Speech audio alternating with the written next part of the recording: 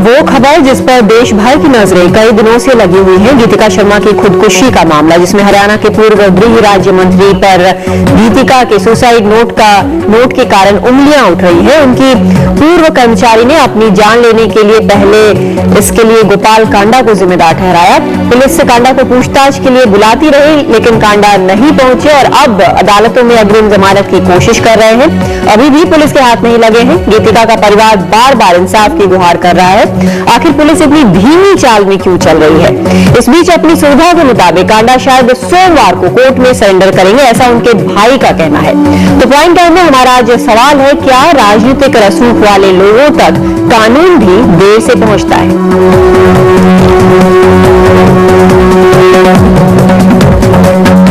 तो इस पर हम चर्चा करेंगे। हमारे साथ खास मेहमान होंगे, लेकिन उसके पहले देखते हैं ये रिपोर्ट। अब जब पंछी उड़ चुका तो दिल्ली पुलिस सिरसा से लेकर गोवा तक गोपाल कांडा की तलाश में खाक छानती फिर रही है। घर वाले, रिश्तेदारों से लेकर दोस्तों तक पर दबाव बनाया जा रहा है ताकि कांडा का सुराग हासिल कर उसे गिरफ्त में लिया जा सके। कांडा को बुलाया था, अभी पहले आने का बताया था, अभी तक नहीं पहुंचा है। उनका वकील ने आके एग्जम्पशन मांगा है 3 दिन का, हमने उसको मना कर दिया, इसलिए हम उनको बता दें इमीडिएटली आके ज्वाइन करें। उधर गीतिका केस में गोवा पहुंची दिल्ली पुलिस को कई चौंकाने वाली जानकारी हाथ लगी है। सूत्रों के मुताबिक दिसंबर 2009 में गीतिका ने पणजी में चोरी की रिपोर्ट लिखाई थी, जिसमें होटल के कमरे से लैपटॉप चोरी की शिकायत की गई। गीतिका ने अंकिता सिंह और नुपुर मेहता पर आरोप लगाया था, जिनकी गिरफ्तारी भी हुई। फिर उसी दिन जमानत भी मिल गई। अंकिता सिंह और नुपुर मेहता दोनों ही कांडा की करीबी दोस्त बताई जाती हैं। हालांकि बाद में दोनों पक्षों ने हाई कोर्ट में समझौते के लिए अपील भी दायर कर दी। इधर गीतिका के घरवाले दिल्ली पुलिस पर देर से कार्रवाई का आरोप लगा रहे हैं। मुझे नहीं पता कि वो आदमी अभी तक कैसे बचा हुआ है। गोपाल गोयल कांडा सुसाइड नोट में मुख्य आरोपी है। पुलिस को कार्रवाई करने से क्या चीज रोक रही है? कानून को कौन रोक रहा है इस आरोपी को पकड़ने से और उससे पूछताछ करने से? हरियाणा के मुख्यमंत्री भूपेंद्र सिंह हुड्डा ने कहा है कि गोपाल कांडा को जांच में सहयोग करना चाहिए। कानून के मुताबिक कार्रवाई की बात करते हुए हुड्डा अब कांडा से पल्ला झाड़ते नजर आ रहे हैं। मैं भी कह रहा हूँ, चीफ मिनिस्टर कह रहा हूँ, एवरीबॉडी जो भी है उसको इशू जॉइन इन्वेस्टिगेशन। इस बीच पुलिस को गीतिका की पोस्टमार्टम रिपोर्ट मिल गई है और पहले से गिरफ्तार अरुणा चड्ढा से पूछताछ जारी है। गीतिका केस की छानबीन 3 शहर और 6 अहम किरदारों के इर्द गिर्द घूम रही है और इस केस में सबसे अहम किरदार है गोपाल कांडा, जिसकी तलाश में अब दिल्ली पुलिस मारी मारी घूम रही है। वहीं गोपाल कांडा इस फिराक में है कि उसे इस केस से छुटकारा कैसे मिले। नई दिल्ली से कैमरामैन मनोज के साथ आशीष भार्गव, एनडीटीवी इंडिया। और इस पर चर्चा करने के लिए हमारे साथ खास मेहमान हैं। दिल्ली स्टूडियो में हमारे साथ वेद मारवा हैं, पूर्व पुलिस कमिश्नर हैं दिल्ली के, और मुंबई से हमारे साथ माजिद मेमन जुड़ रहे हैं, जाने माने वकील हैं, आपने इनको कई बार देखा है, क्रिमिनल लॉयर हैं। रंजना कुमारी जुड़ रही है हमारे साथ, डायरेक्टर है सेंटर फॉर सोशल रिसर्च, महिलाओं के लिए काफी काम किया है। लेकिन इस वक्त केटीएस तुलसी, गोपाल कांडा के वकील, हमारे साथ फोन लाइन पर मौजूद है। सीधा पहले उनके पास चलते हैं। तुलसी साहब, क्यों भाग रहे हैं गोपाल कांडा इस तरह से? क्या करें जी? गोपाल कांडा क्यों नहीं पुलिस से बात कर लेते? पुलिस उन्हें पूछताछ के लिए बुला रही है बार बार। नहीं, हर एक आदमी का अधिकार है कि कानून के अंदर वो जो भी उसको मौका मिल सकता है बेल वगैरह का, वो लेता है। तो इसमें क्या बात है? कौन आदमी चाहता है कि वो गिरफ्तार हो जबकि कुछ भी नहीं है उस केस पे? नहीं, लेकिन उन्हें गिरफ्तार करने के लिए तो बुलाया नहीं जा रहा है, अभी तो उन्हें बातचीत के लिए बुलाया जा रहा है। मतलब ये हर एक आदमी समझता है कि किस लिए बुलाया जा रहा है और किस लिए रीड हो रहा है और क्यों पुलिस को इंतजार नहीं कर सकती कि अदालत उसकी सुनवाई कर सके बेल एप्लीकेशन की। जी, लेकिन जब किसी ने कुछ किया नहीं होता है, जब इनोसेंट होता है, तो उसको इतना डरने की कोई जरूरत ही नहीं है। जब बार बार गोपाल कांडा कह रहे हैं कि उनकी कोई गलती नहीं है, तो उन्हें भागने की भी कोई जरूरत नहीं है। ये डरने वाली बात नहीं है। जो अरेस्ट है उसमें जो मानहानि होती है इंसान की, वो एक्विटल के बाद भी रहती है कि ये एक आदमी अरेस्ट हुआ था। तो इसलिए हर एक आदमी जानता है कि अरेस्ट का स्टिग्मा क्या होता है। इसलिए सभी नागरिक को अधिकार दिया गया है कि अगर आप एंटीसिपेटरी बेल वगैरह का प्रावधान है तो आप कर सकते हैं। इसमें कोई अजीब बात नहीं है, कोई नई बात नहीं है जिसके लिए इतना तमाशा बनाया जा रहा है। जी, लेकिन तुलसी साहब, क्या हम माने कि सुप्रीम कोर्ट तक जाएंगे एंटीसिपेटरी बेल के लिए? नहीं, अभी तो हाई कोर्ट जाने का है और हाई कोर्ट के फैसले के बाद होगा, देखा जाएगा कि क्या होता है। जी, आपने पहले हमारे चैनल में बात की थी, मैं आपकी बात सुन रही थी पहले, उसमें आपने कहा है कि सुसाइड नोट में ऐसा कुछ भी नहीं है जो कि गोपाल कांडा के खिलाफ जाए। जी हाँ, बिल्कुल, सुसाइड नोट में ऐसी कोई बात ही नहीं है कि उन्होंने कोई इंटेंशनल अबेटमेंट की है, एडिंग और असिस्टेंस। तो इसमें मेरे को कुछ नहीं लगता है कि केस में कुछ भी है, सिर्फ मीडिया प्रेशर है और कुछ नहीं है।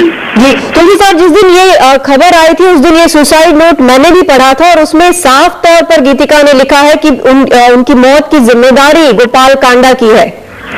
ये तो बहुत केसेस में कहा जाता है कि मेरी मौत की जिम्मेवारी उसकी होगी, मगर उसका मतलब ये नहीं कि उसको डाइंग डिक्लेरेशन माना जा सकता है। वो तो डाइंग डिक्लेरेशन तभी बनता है जब इंसान का मन बन जाता है कि अब मैंने अपनी जिंदगी को खत्म करना है, और वो मन तो तभी बना जब वो बॉम्बे से वापस आई और उसके बाद उसकी माता ने जब कोई उनको मैसेज दिया, तो इसलिए वो ये बाकी सब बातें जो दिमाग की होती हैं ये सारी रिवेंज के लिए होती हैं। ये इसको ना डाइंग डिक्लेरेशन माना जाता है, ना कोई सुसाइड नोट में इसकी अहमियत होती है, ये एडमिसिबल भी नहीं होते हैं। जी जी, शुक्रिया तुलसी साहब हमसे बातचीत करने के लिए। तो केटीएस तुलसी को आपने सुना, ये गोपाल कांडा के वकील हैं और कह रहे हैं कि ऐसा कुछ भी नहीं है सुसाइड नोट में, और ये अक्सर रिवेंज के लिए भी लिखा था। हमारे साथ खास मेहमान यहाँ पर मौजूद है। जो बात केटीएस तुलसी ने कही है उसके बारे में हम माजिद मेमन साहब से पूछना चाहेंगे। मेमन साहब, जब इस तरह से कोई लिखता है एक सुसाइड नोट में, एक शख्स जो सोच चुका है कि उसे अपनी जिंदगी खत्म करनी है, और जब इस तरह से किसी को जिम्मेदार ठहराता है, क्या ये अदालतों में एडमिसिबल नहीं है? क्या इसे काफी इंडिकेशन नहीं माना जा सकता कि अगले ने कोई गलती की होगी तभी उसके कारण कोई अपनी जिंदगी खत्म कर रहा है? देखिए, पहले तो हमें इस पर्टिकुलर प्रोविजन जो है इंडियन पीनल कोड का, उसको समझने की आवश्यकता है। तो ये एक ऐसा पेक्यूलियर टाइप का ऑफेंस है कि जिसमें जिसको दोषी ठहराया जाता है वो तो दूर है, लेकिन कोई दूसरा व्यक्ति कुछ कर लेता है जिसके कारण इसको दोषी ठहराया जाता है। तो इसमें थोड़ा सा एविडेंस कलेक्ट करना और गुनाह साबित करना में काफी कठिनाई होती है, ये जनरल अनुभव रहा है। पहली बात कि क्या जिसने, अब जैसे इस कन्या ने यहाँ आत्महत्या कर ली, बड़ी दुखद बात है कि एक नौजवान औरत ने इस तरह का आखिरी कदम उठा लिया, मगर क्या इसके लिए डायरेक्टली किसी व्यक्ति को दोषी ठहराया जा सकता है? पहली बात ये कि उसी की वजह से ये हुआ, अगर वो ये करता या ना करता तो ये आत्महत्या नहीं करती, ये कंक्लूसिवली स्टैब्लिश करने की आवश्यकता होती है। दूसरा, ये मैं आपको एक उदाहरण दूं, अगर एक शख्स, एक व्यक्ति किसी कन्या के पीछे बेतहाशा आशिक है, पागल है, और वो उस लड़की से कहता है कि तुम अगर मुझसे विवाह नहीं करोगी तो मैं अपनी जान ले लूंगा और उसके लिए तुम्हें दोषी ठहराऊंगा, ऐसा पर्ची छोड़ के अगर वो आत्महत्या कर देता है, तो क्या कानून या हमारा देश उस कन्या को उस आत्महत्या का दोषी ठहराएगा? बिल्कुल नहीं। तो ये वजह होती है, कनेक्शन होना चाहिए और डायरेक्ट कनेक्शन होना चाहिए। अब यहाँ एविडेंस कलेक्ट करने की बात है, कांडा का इसमें क्या रोल रहा, इसके आत्महत्या करने के तुरंत पहले क्या सर्कमस्टांसेस बने, कौन सा मेंटल दबाव या साइकोलॉजिकल दबाव उस महिला पर था कि जो उसने आखिरी स्टेप लिया। ये this is matter of subjective satisfaction. जहां तक कांडा के भागने की बात है, तुलसी साहब अभी कह रहे थे, उनका ये एक संवैधानिक और कानूनी अधिकार है कि वो अंतरिम जमानत के लिए उच्च न्यायालय जाए, उच्चतम न्यायालय, उसमें उन पर उंगली नहीं उठानी चाहिए, मगर चूंकि वो मंत्री रहे हैं, इसलिए उनका कर्तव्य रहा और मुख्यमंत्री का कर्तव्य रहा कि इस किस्म का आरोप जब किसी जिम्मेदार पब्लिक सर्वेंट पे लगता है या किसी ऐसे मंत्री या संतरी पे लगता है, उस सूरत में उसमें तुरंत से खुद से चले जाना चाहिए था। जी बिल्कुल, ये सबसे बड़ी चीज शायद यही है। जब आप बात कर रहे हैं कि मंत्री है और ज्यादा जिम्मेदारी उनको दिखानी चाहिए, कहीं ना कहीं यही चीज मैं वेद माला साहब से पूछना चाहूंगी।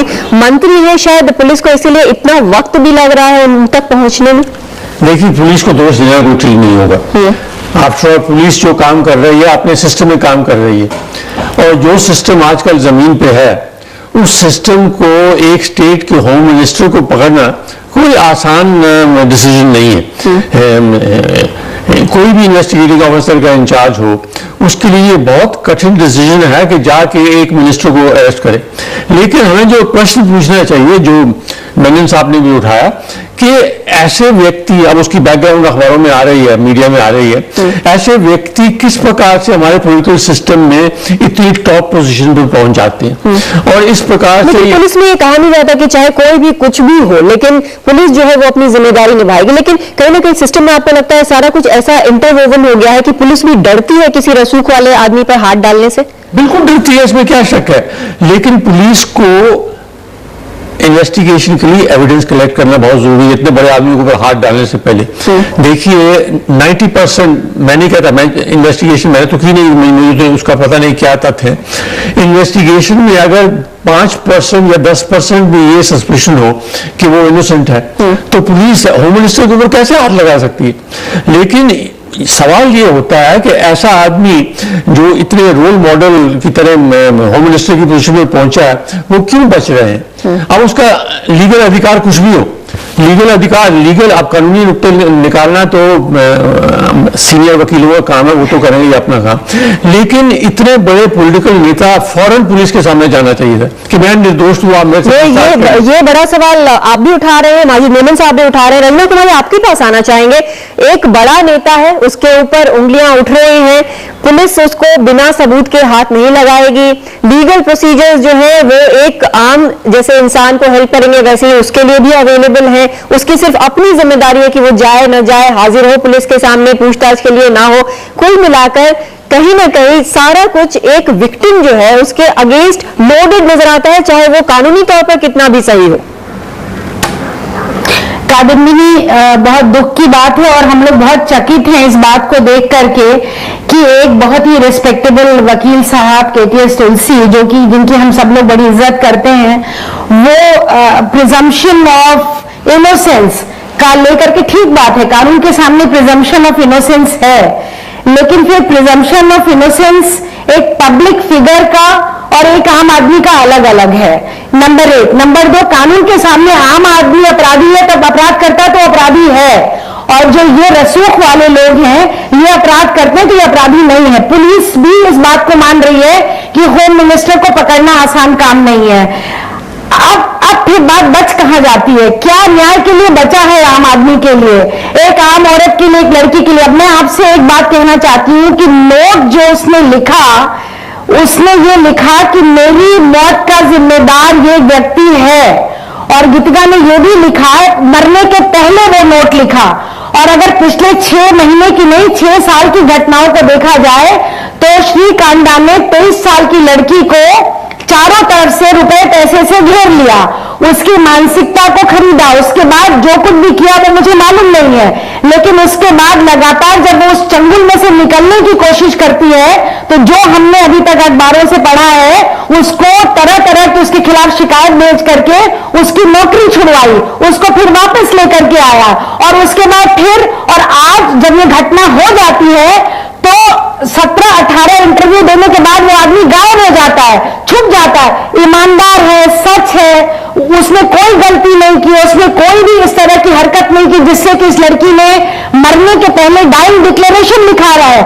अगर कानूनी दाव पेच में रोज सुन रही हूं, लेकिन कानूनी दाव पेच से ऊपर हट करके एक मरी हुई लड़की जिसने अपनी हत्या खुद की, आत्महत्या की, उसने डाइंग डिक्लेरेशन लिखा है, और उसको माना जाना चाहिए कोर्ट में डाइंग डिक्लेरेशन, क्योंकि उसके बाद वो मर गई है। उसके बाद वो आने बताने के लिए आपके पास बची नहीं है कि हुआ क्या उसके साथ। एक मिनट मुझे पूरा करने दीजिए, क्योंकि मैं 3-4 दिन से लगातार ये सारे दाव पेच सुन रही हूं। एक तरफ वो बेचारी, वो एक परिवार, एक लड़की जिसकी जान चली गई है वो, और दूसरी तरफ बड़े बड़े रसूख वाले खड़े हैं और वो सब लोग तरह तरह के तर्क दे रहे हैं कि किस तरह से मिस्टर कांडा एक इनोसेंट है। इनोसेंट है तो आइए पुलिस के सामने खड़े हो जाइए। आप लोगों से वोट मांगते हैं, आपने अपने आप को नेता बनाया लोगों का, शर्म आती है कहने में। और आप एक ब्रांड के होम मिनिस्टर जो कि लॉ एंड ऑर्डर को एनफोर्स करता है, उसके बाद आप भागते फिर रहे हैं, मुंह छुपाते फिर रहे हैं। क्यों मुंह छुपा रहे हैं? आप आइए कानून के सामने, पूरे देश को आप बताइए उसी मीडिया के जरिए जिसमें आपने 18 इंटरव्यू दिया कि हम इनोसेंट हैं। क्यों आप high court, supreme court, KTS Tulsi, Majid Menon, दुनिया भर का आप क्यों कर रहे हैं? आप क्यों नहीं देश को बताते हैं कि आपसे माजिद मेमन, आप इसका कुछ जवाब देना चाहेंगे? फीलिंग अधिकतर यही आ रही है। माजिद मेमन का जवाब सुनना चाहेंगे जी। रंजना जी आपको रोकेंगे, माजिद मेमन का जवाब सुनना चाहेंगे। मेमन साहब, ये चीज बार बार आती है, बड़े बड़े वकील खड़े होते हैं जो रसूखदार लोग होते हैं उनके साथ, और आम लोगों के लिए कई बार लगता है कि कोई चांस नहीं बचा है जस्टिस का। देखिए, ये भावनाओं से भरी बातें उनको जी, भावनाएं कुछ नहीं है। ये सारी भावनाओं का तुलसी साहब नहीं है, रंजना जी तुलसी साहब नहीं है, माजिद मेमन को जवाब देने दीजिए। जी रंजना जी 2 मिनट आपको जरा मुझे सुन ले, थोड़ा शांत होकर जी। रंजना जी 1 मिनट, लड़की को न्याय दिलवाइए। जी रंजना जी 1 मिनट जी। थोड़ा शांत होकर जरा औरों को भी सुने जी। इस तरह से जज्बाती होकर चीखने से नहीं होता काम। मैं आपके भावनाओं का आदर करता हूँ, जरा सुन लें, प्लीज सुन लें, थोड़ा सा 1-2 मिनट सुने। Let reason prevail, let emotions not rule जी। समझ लें थोड़ा सा। देखिए, कांडा की गिरफ्तारी जिसके लिए आप इतने उत्सुक हैं, वो बतौर सजा नहीं है, न तो वो बतौर उसको जलील करने के है। उसकी जरा सुन लीजिए बात, पूरी बात सुन लीजिए ना। अरे भाई जरा सुन लीजिए, एक मिनट सब्र करें, मतलब आप कुछ समझ नहीं पाएंगे, अपनी बीर में जाते रहेंगे। सुन लें जरा। अरे उनकी गिरफ्तारी कानूनी तौर पर इसलिए आवश्यक है कि सबूतों को इकट्ठा करने में उनका कस्टोडियल इंटरोगेशन एसेंशियल है। ये न्यायाधीश ने भी माना, इसलिए उनकी एंटिसिपेटरी बेल रिजेक्ट हो गई। मेरा खुद ये मानना है, बहैसियत एक छोटा मोटा तजुर्बा जो भी मेरा क्रिमिनल लॉ में है, मैं आपके सामने बड़े इज्जत के साथ ये पेश करना चाहूंगा कि अगर मैं उसका वकील होता कांडा का, तो मैं फौरन कांडा को लेकर इन्वेस्टिगेटिंग ऑफिसर के पास चला जाता और उससे कहता है कि आप मेरी हाजिरी में उनसे पूछताछ करें, और उसके बाद अगर आपको लगता है कि इन्हें गिरफ्तार करने की आवश्यकता है तो समाधान पूर्वक इसकी जवाब दें, हमें गिरफ्तार करें, उसके बाद हम बेल ले लेंगे।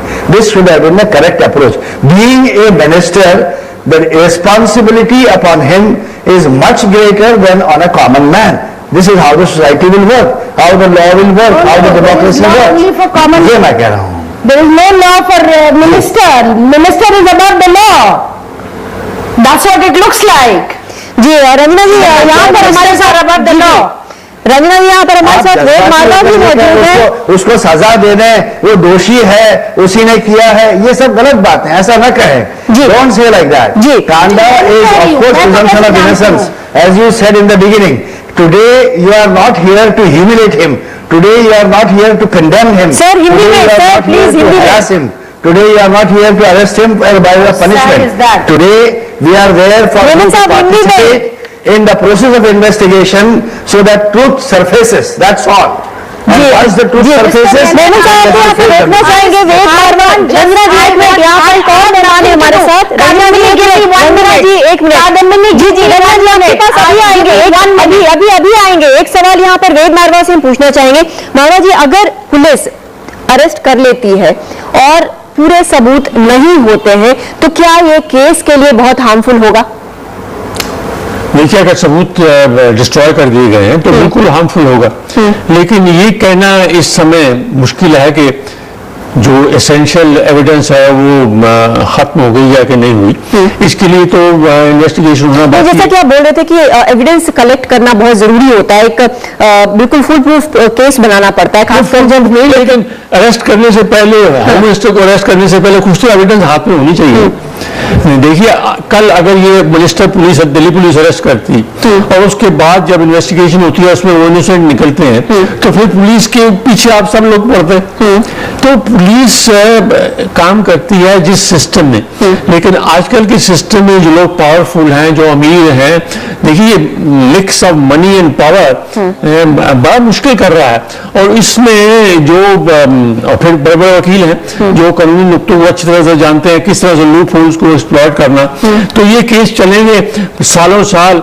आजकल हमारे सिस्टम में राजा जैसे लोग अगर जिस वक्त वापस जाते हैं चेन्नई तो उनको ऐसा होता है कि किसी बड़े आदमी को अरेस्ट किया गया, एक कॉल आ गया कहीं से या कोई आ गया, किसी ने विजिट किया और उसके बाद उसको जाना पड़ता है। देखिए, कॉल तो एक होता है आजकल, अगर इस सिस्टम में जो आपके आका कह नहीं रहे हैं, अगर वो नहीं करें तो आपकी छुट्टी हो जाएगी। तो आजकल जिस प्रकार से अपॉइंटमेंट्स हो रही है, सिलेक्शन हो रही है, प्रमोशंस हो रही हैं, इस सिस्टम में ये एक्सपेक्ट करना कि हमारी पुलिस इन्वेस्टिगेटिंग ऑफिसर बहुत सीनियर तो होता नहीं है, उससे ये उम्मीद करना कि वो एक मिनिस्टर को अरेस्ट कर लेगा प्रिजम्पशन के ऊपर, वो कैसे करेगा? ये दोनों चीजें शायद वर्क करती है। रंजना जी, आपके पास आना चाहिए, क्योंकि जो वेद मारवा बोल रहे हैं, जो माजिद मेमन बोल रहे हैं, इसमें भी काफी सब्सटेंस है। क्योंकि अगर पुख्ता सबूत नहीं हुए तो ये कांडा के फेवर में ही वर्क करेगा, या कोई भी जो अक्यूज है उसके फेवर में ही वर्क करेगा। अभी तो वो अक्यूज भी शायद नहीं है, सिर्फ उनसे पूछताछ की जा रही है। तो शायद पुलिस के लिए भी यही ठीक होगा कि वो सबूत इकट्ठा कर ले। आपकी क्या राय है इस पर? देखिए, कनीमोजी जेल गई, जो अभी राजा जेल गए, सब लोग सबूत इकट्ठे किए जा रहे हैं। मैं इन सब कानूनी दाव पेच और जो ये सारा इस समय चल रहा है मीडिया के माध्यम से, मैं इसमें पढ़ना नहीं चाहती हूँ। वेद मारवा जी ने बड़ा स्पष्ट कह दिया है, मुझसे ज्यादा मुझे बोलने की जरूरत नहीं है, कि जो रसूख वाले हैं, जो पैसे वाले हैं, जिनके पास सत्ता और पावर दोनों है, न्याय उनके पक्ष में पहले से है, कानून उनके पक्ष में, शायद यही निर्णय होगा। बड़ा वकील उनके पक्ष में है, पैसा उनके पक्ष में। मैं तो एक लड़की के प्रति जिसने अपनी आत्महत्या के नोट में लिखा है कि यह व्यक्ति मेरी आत्महत्या का जिम्मेदार है, अब आप हिंदुस्तान के समाज को, मेरी जैसी एक आम महिला को बताइए कि उसको क्या न्याय मिलेगा। उसकी आपका सवाल मेमन से पूछना चाहेंगे। मेमन साहब, ये उंगली हमेशा वकीलों की तरफ भी उठती है कि बड़े वकील जो है वो जो दोषी होता है उसको भी छुड़ा ले जाते हैं। थोड़ा समझने की आवश्यकता है। अगर फर्ज कीजिए मैं कल आत्महत्या कर लूं और मैं कल हमारे गेस्ट का नाम लिख लूं कि इनकी वजह से, मैं तो इन्हें गिरफ्तार करना चाहिए, ऐसा नहीं होता। देखिए, इसके लिए भी थोड़ा सा सर्कमस्टांशियल एविडेंस की आवश्यकता होती है। और दूसरी बात रही बेल की, please understand this, grant of bail is no reward, refusal of bail is no punishment. Please understand this. आप सिद्धराम मेहत्रे का फैसला सुप्रीम कोर्ट का 2011 का पढ़ें, 1994-95 का जोगिंदर कुमार का जजमेंट पढ़े। हिंदुस्तान के 120 करोड़ अवाम की, कॉमन मैन की, जनता की पर्सनल लिबर्टी के प्रोटेक्शन के लिए ये बहुत ही गोल्डन वर्ड्स में सुप्रीम कोर्ट के फैसले हैं। शिक्षा के तौर पर गिरफ्तार नहीं किया जाता। हाँ, सबूत इकट्ठा करने के लिए चूंकि ये मंत्री हैं और ये मंत्री अपनी ताकत के बल पर, अपने पैसे और पावर के बल पर सबूतों को मिटाने की शक्ति रखता है, सबूतों को मिटाने तक पहुंच सकता है, इसलिए ज्यादा एहतियात बरतने की जरूरत है। इसलिए सबूतों को समेटे रखना, उन्हें महफूज रखना, उन्हें कलेक्ट करके अदालत के सामने ले जाना, ताकि अल्टीमेटली सच्चाई रूनुमा हो सके, ये बहुत जरूरी है। This is going to serve the cause of truth, not Kanda remaining in custody for one day or not being arrested or being arrested is not much relevant. भावनाएं जो आज की तारीख में मेमन साहब वो जरूर ये कहती है कि अभी इमीडिएटली उनको अरेस्ट कर लेना चाहिए, क्योंकि गीतिका ने अपनी सुसाइड नोट में ऐसा लिखा। लेकिन शायद अगर प्रैक्टिकली हम देखें तो बहुत जरूरी है कि पुख्ता सबूत हो, ताकि जो भी अक्यूज्ड हो वो सामने आए और उसके ऊपर पूरी तरह से फांस लगाया जा सके। शायद ये सबसे ज्यादा जरूरी है। तो इस कार्यक्रम में आने के लिए हमारे मेहमानों का बहुत बहुत शुक्रिया। फिलहाल प्राइम टाइम में इतना ही। नमस्कार।